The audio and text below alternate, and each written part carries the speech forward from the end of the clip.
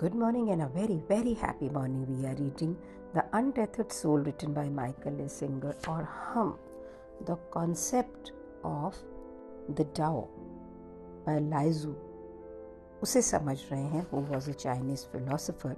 कल मैंने इसका पहला जब ऑडियो आपके सामने सुनाया था तो मैंने आज कल पूरे दिन इसको काफ़ी ऑडियो वीडियोस काफ़ी सारे इसके देखे. I have understood one thing what he's trying to say कि stay in the space of peace. Inaction नहीं है ये. This is not inaction. This is a place where there is no extremes. तो घड़ी का जैसे एक पेंडुलम होता है, वो कहता है कि अगर आप उसको लेफ्ट को खींच लें पूरा तो वो उतनी ही दूर राइट को जाएगा. और इन द सेंटर जहाँ पे पेंडुलम रेस्ट करता है वहाँ पे ऐसा नहीं है कि इनएक्टिविटी है, वहाँ पे भी डायनेमिक, लेकिन वहाँ पर कोई भी घर्षण नहीं है. और उसके लिए बहुत सारे लाइफ एग्जाम्पल्स दे के वो समझा रहे हैं. हम इस बुक के अंदर जो पढ़ रहे हैं, जो समझने की कोशिश कर रहे हैं, वो ये है कि ज़िंदगी में अगर हम अपने घर्षण को, जो रेजिस्टेंस हम अपने अंदर से लेके आते हैं, सिर्फ उसको कम कर दें तो बहुत बड़ा एक सेंटर पॉइंट होगा जहाँ पे आप एक्सट्रीम्स में नहीं जाओगे. So we are on page number 169 and he saying अगर आप चूज़ करते हैं कि आप सेंटर में रहेंगे और एक्सट्रीम में पार्टिसिपेट नहीं करेंगे तो आप डाओ को जान पाएंगे. उसे पकड़ने की कोशिश ना करें, उसे छूने की कोशिश ना करें. ये एक एनर्जी है जो काम कर रही है और उसे आप यूज़ नहीं कर रहे हैं एक्सट्रीम्स में जाने के लिए. तो मेरे पापा बहुत बार बोलते थे कि धम्म एक्सपीरियंशियल होता है. लाइफ में बहुत सी सारी चीज़ें हम एक्सपीरियंस से सीखते हैं, ब्रेन लगाने की ज़रूरत नहीं होती. This is what even Vipassana says. बुद्धि विलास करने की ज़रूरत नहीं है. Learn it through experience. This is what he is telling. Don't grab it, don't even touch it, just experience it. जिस समय आप एक्सट्रीम्स में नहीं जाते हैं तो अपने आप एक सेंटर ऑफ ईच इवेंट होता है. जो ज़िंदगी में कुछ भी होता रहे वो बिल्कुल क्वाइटली मिडल में रहता है. डाओ हॉलो है, एम्प्टी है. ये बिल्कुल हरिकेन जो भवंडर होता है उसके जो बीच में आय होता है वो सबसे पीसफुल होता है. वहाँ पे एक पावर ऑफ एम्प्टीनेस होती है. बाकी सारी चीज़ें उसके चारों तरफ घूम रही होती है लेकिन वो सेंटर अनमूव्ड होता है. ये जो स्वर्ल ऑफ लाइफ है ज़िंदगी में, दुनिया में, आप जो बाहर के वातावरण में देख रहे हैं ये और दौड़ रहा है बिल्कुल भवंडर की तरह, ये एनर्जी कहाँ से लेता है? ये एनर्जी आपके सेंटर से लेता है और आपके सेंटर की एनर्जी को लेके ज़िंदगी के भवंडर में बदल देता है. तो ये जितने भी लॉज हैं सब सेम है, प्रकृति के, मौसम के और आपकी ज़िंदगी के हर एस्पेक्ट के. और अगर आप अपनी लाइफ के सेंटर में रहते हैं जहाँ पे एम्प्टीनेस है, शून्यता है, इन्फिनिट है, और ये जो दुनिया में हो रहे भवंडर के अंदर इंटरनली पार्टिसिपेट नहीं करते हैं तो एनर्जीज नेचुरली एक बैलेंस पाती हैं आपके अंदर और आप उस वक्त ज़्यादा स्पष्ट होते हैं बिकॉज एनर्जी अब आपके अंदर फ्लो कर रही है. और उस प्रेजेंट मोमेंट को पूर्ण रूप से एक्सपीरियंस करना आपका एक स्वाभाविक स्टेट बन जाता है. अब आप किसी दूसरी चीज़ों के ऊपर फिक्सेटेड नहीं होंगे, आप अपनी सोच के अंदर इतने गुम नहीं होंगे. Your thoughts will not catch you up so much कि आप हमेशा एक किसी और डायरेक्शन के अंदर ही सोच रहे हैं. आपको जैसे जैसे स्पष्टता आएगी वैसे वैसे ज़िंदगी के इवेंट ऐसे लगेगा जैसे स्लो मोशन के अंदर एक्चुअली अनफोल्ड हो रहे हैं, खुल रहे हैं. जब ज़िंदगी में ये होना शुरू हो जाता है ना, तब कोई भी इवेंट कंफ्यूजिंग नहीं लगता है, ओवरवेलमिंग नहीं लगता है, no matter what they are. और ऐसा जीवन जीना बहुत फ़र्क है. जैसे कि एक आम आदमी ज़िंदगी जीता है, अगर वो गाड़ी ड्राइव कर रहे हैं और उनको कोई ओवरटेक करता है तो वो अपसेट रहते हैं 1 घंटे के लिए और मे बी पूरे दिन के लिए. लेकिन जो व्यक्ति डाउ में होता है उसकी लाइफ में कुछ भी हो रहा होता है वो सिर्फ उतनी देर तक ही हो रहा होता है जितनी देर तक वो हो रहा होता है, दैट्स इट। उसका कोई भी प्रभाव उसके ऊपर नहीं है। तो आप ड्राइव कर रहे हैं, कोई आपको ओवरटेक कर रहा है, तो आपको लगता है कि आपकी एनर्जी ऑफ सेंटर आ रही है, आप एक्चुअली उसे अपनी हार्ट में फील करते हैं और फिर आप उसको लेट गो करके वापस सेंटर में आ जाते हैं। आप किसी भी एक्सट्रीम को फॉलो नहीं करते हैं, इसलिए आपकी एनर्जी भी वापस आकर इस करंट मोमेंट के अंदर मतलब सेट रहती है। और फिर कोई और इवेंट हुआ, आप वहाँ हैं, लेकिन क्योंकि आपकी एनर्जी सेंट्रलाइज्ड है, तो आप एक ऐसे व्यक्ति हैं जो अपने पास्ट इम्बैलेंसेस से रिएक्ट नहीं कर रहा। Now you are more capable. तो हम सबका एक पॉइंट होता है जहाँ पे हम अपना बैलेंस खो देते हैं, और एक बार जब बैलेंस खो देते हैं तो फिर कौन आपको मैनेज कर रहा है? कोई नहीं ना, आपकी एनर्जीज को नहीं, क्योंकि आप तो अनबैलेंस्ड हो गए हैं मेंटली, राइट? तो कौन ध्यान रखेगा? तो रिमेंबर कि जो भी व्यक्ति बिल्कुल बैलेंस्ड रहता है इंटरनली, वही बाद में जीतता है। कहने का अभिप्राय क्या है कि दुनिया में कुछ भी होता चला जाए, अगर आप डाओ प्रिंसिपल में हैं, मीन्स आप अपनी एनर्जीज, अपनी शून्यता, अपनी एनर्जीज को उनसे इम्पैक्ट नहीं होने देते हैं, तो देन आप सोचो कि कुछ भी बाहर हो रहा है, आपको कुछ भी इम्पैक्ट नहीं कर रहा है, आप किसी भी चीज़ से रिएक्ट करोगे? नहीं करोगे ना। मैंने इसे 2 दिन में पढ़ा है, बुक को हम काफ़ी दिन से पढ़ रहे हैं। I can feel lot of peace inside me. मैं अपनी लाइफ के सबसे बड़े प्रोजेक्ट्स के ऊपर इस समय काम कर रही हूँ, और मैं बिल्कुल भी अपने आप को बहुत कॉन्शियस होके पीसफुली एक्सट्रीम्स में ना जाने की प्रैक्टिस कर रही हूँ। तो मैं ये देख रही हूँ my body is relaxed and I am able to put in more work. तो आज के दिन अगर मैं जहाँ खड़ी हूँ वहाँ पर मैं 20 तारीख की एक डेट को लेकर I am preparing where I want to show to 50 clients. On 17th I am doing 1 collaboration. On 15th I am doing 1 collaboration. I am preparing for the Gift Expo total speaking panel. On 6th I am shooting for a TV channel in Goa sitting at Delhi. मेरे 3 batches चल रहे हैं and enrolments हो रही हैं। अगर मैं अपने डाउ स्पेस में ना हूँ और मैं ये बुक ना पढ़ रही हूँ, तो मेरा ख्याल है मैं पागल हो रही हूँ बिल्कुल। And right now it is not so. I am so much balanced.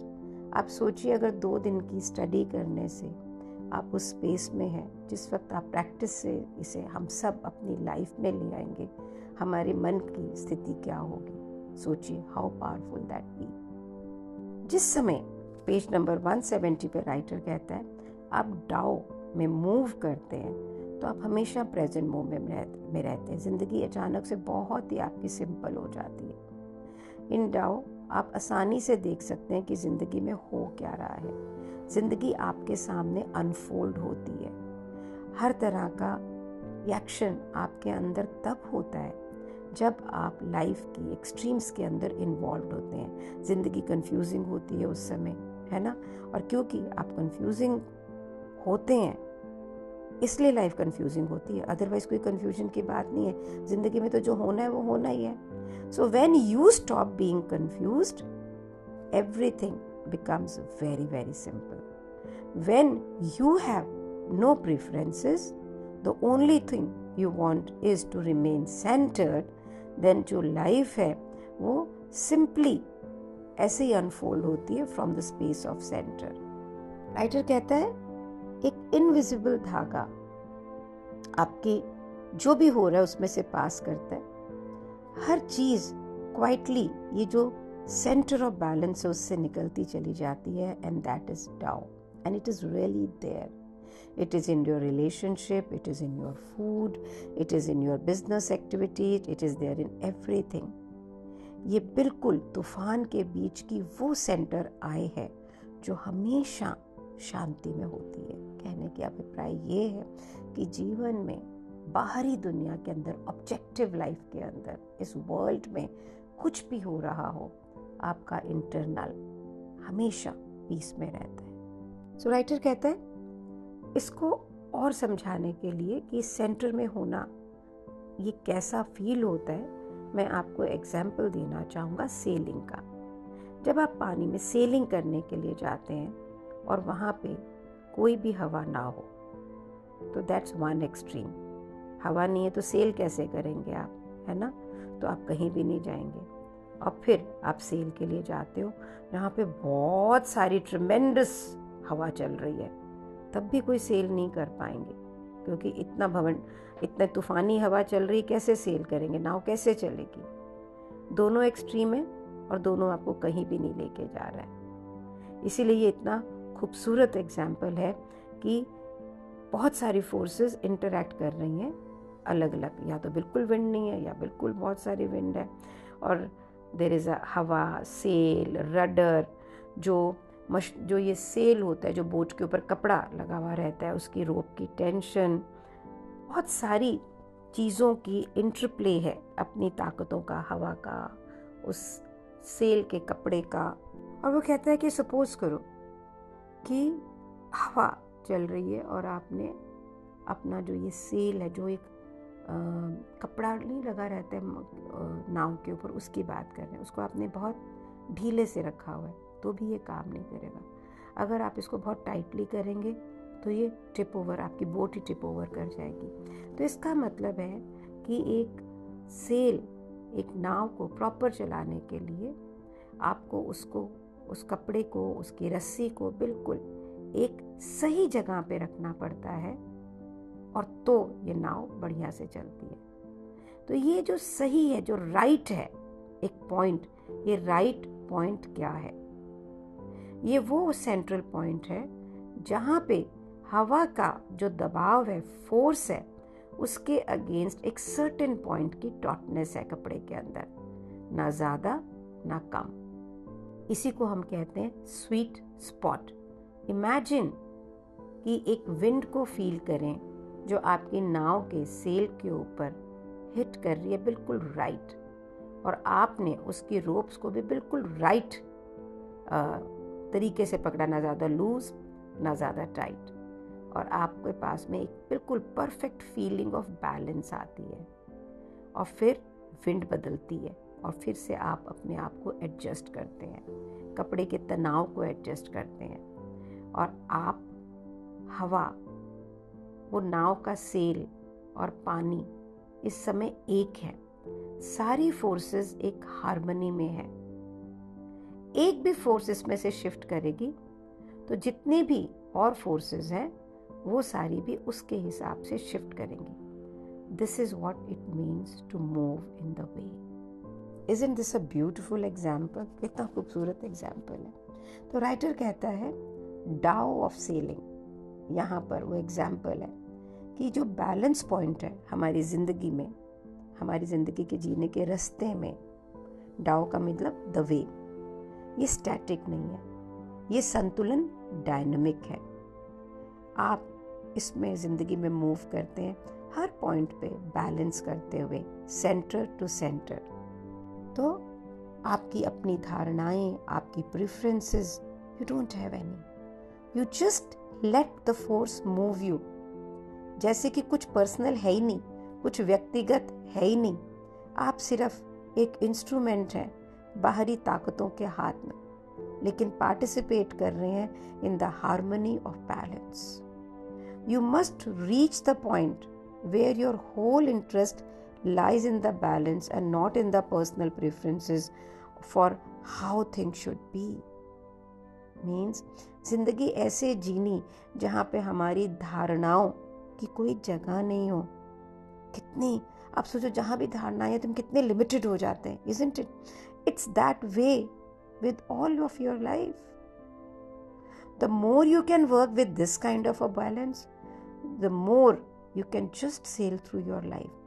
Effortless in action. What happens when you come into the Tao? Means जिस वक्त आप Tao स्पेस में ज़िंदगी जीते हैं ना, तो ज़िंदगी effortless action हो जाती है, ज़िंदगी होती है, आप वहाँ होते हैं, लेकिन आप उस वक्त ज़िंदगी को हैपन करने की कोशिश नहीं करते, फिट करने की कोशिश नहीं कर रहे होते, फिक्स करने की कोशिश नहीं कर रहे होते। जब हम नाम उसे फिट करते हैं, नाम उसे फिक्स करते हैं, उस समय ना वहाँ पे कोई बर्डन होता है, ना वहाँ पे कोई स्ट्रेस होता है। फोर्सेस खुद अपना ध्यान रखती है जब आप इस सेंटर में बैठ के जिंदगी जीते हैं, and that is what is Tao. Writer कहता है कि जिंदगी में सबसे खूबसूरत जगह यही है, ना आप इसे छू सकते हैं लेकिन आप उसके साथ एक हो सकते हैं। You can experience it. Writer कहते हैं जब आप डाओ की जिंदगी सीते हैं ना, तो आप हर रोज़ सुबह उठ के ये नहीं सोचते मैं क्या करना है, मुझे कहाँ जाना है, मुझे क्या करना है।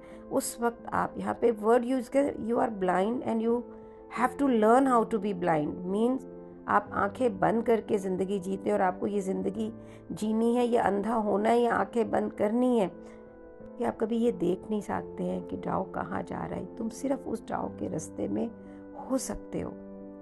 एक अंधा व्यक्ति शहर में स्ट्रीट पे कैसे जाता है? एक केन पकड़ के।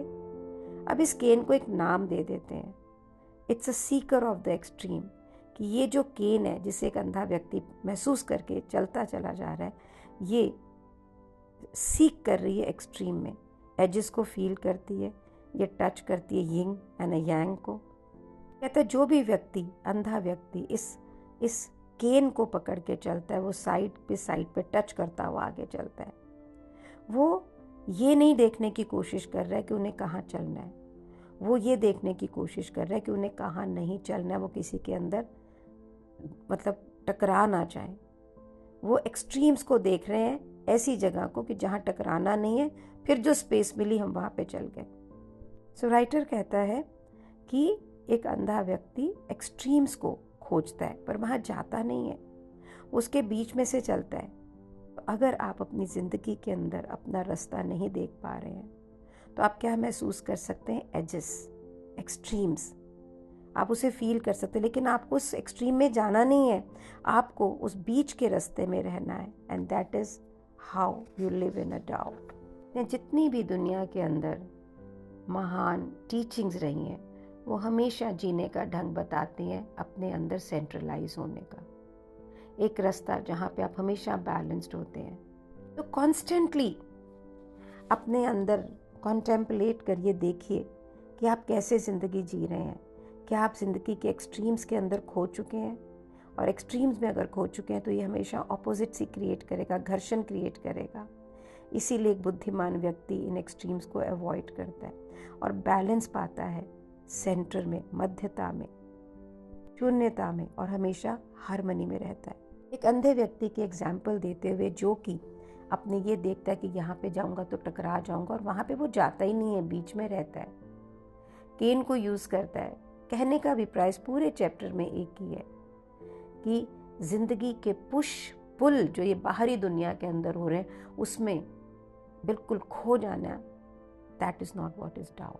डाओ इज़ सेंट्रलाइज रहना अपने आप में और उस दुनिया को साक्षी भाव से देखते हुए, not to lose yourself. Isn't this very powerful?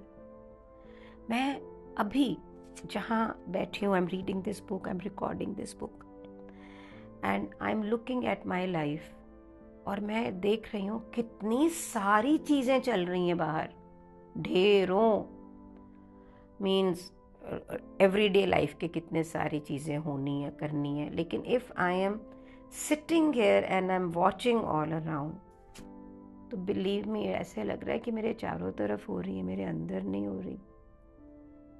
And it's an amazing space. I will not से आई एम एनलाइटन